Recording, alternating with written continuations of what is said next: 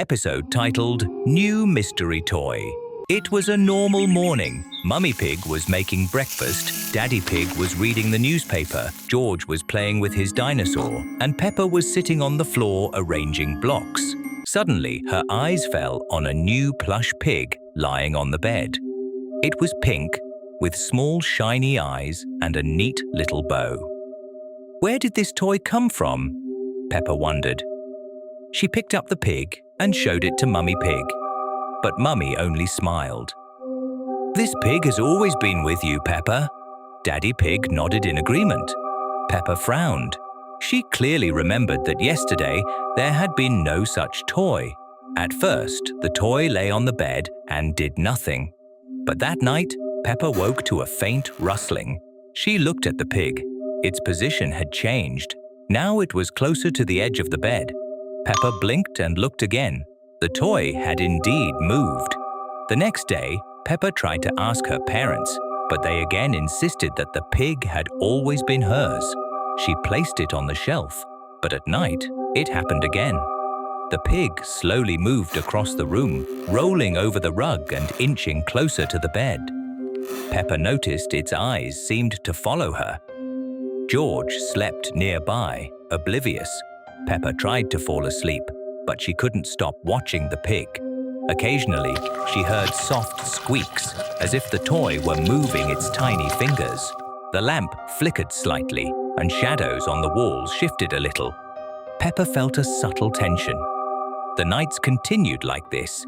Each night, the pig ended up closer to her bed. Peppa tried to pick it up, but it suddenly slid across the rug as if it had tiny legs. She felt that it was watching every movement she made, even when she tried to close her eyes. One night, Peppa heard a soft whisper. "Peppa?" She opened her eyes. The pig was standing on the windowsill, its bow gently swaying. Peppa froze. Her heart raced, her fingers trembled. She couldn't move, and the toy tilted slightly toward her, as if it wanted to say something. At dawn, the pig was back on the bed. Peppa told Mummy Pig and Daddy Pig. They again insisted it had always been there. Peppa could not explain what she had seen at night, but when she approached the bed, the bow on the pig slightly twitched.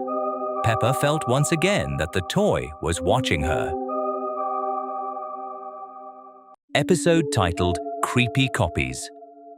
It was a normal morning at the Pig family house. Mummy Pig was cooking breakfast, Daddy Pig was reading the newspaper, and Peppa was playing in her room. Suddenly, she noticed something strange in the kitchen. She walked over to the door, peered inside, and froze. There, standing at the table, was a copy of herself. "Peppa!" Mummy Pig called out, but Peppa didn't respond as her copy smiled and took a step aside, mimicking her every move. "Mom!" Peppa shouted, but when she turned around, the copy had disappeared. Peppa thought it must have been her imagination. She returned to her room and resumed playing. However, the next morning, when Peppa entered the kitchen, the situation repeated itself. This time, the copy was dressed differently, and there was something off about her. Her smile was wider and her eyes brighter. She stood at the table, staring at Peppa. Peppa froze. "Mom!" she shouted again, but Mummy Pig didn't notice anything strange.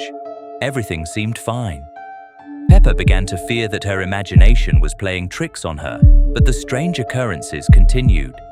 Every morning, when she entered the kitchen or the living room, she would see a new copy of herself.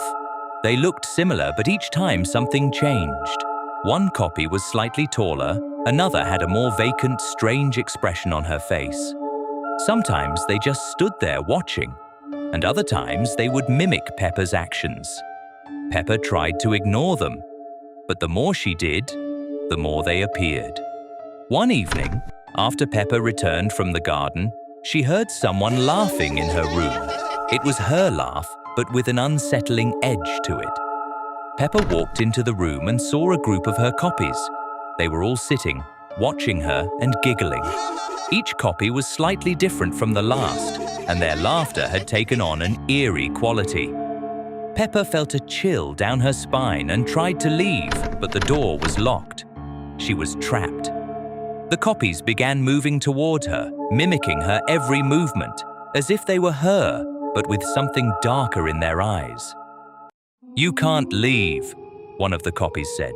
"We are all part of you." Peppa was terrified. She tried to escape, but no door would open. Everything felt like a nightmare. Each copy seemed to want to replace her. Soon, all the copies disappeared.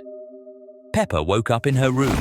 She wasn't sure if it had been a dream or reality, but she definitely felt that something was wrong. The next morning, Peppa woke up and, as usual, went to the kitchen. But her heart stopped when she saw that sitting at the table was a new copy of herself. This one had an even stranger smile and eyes.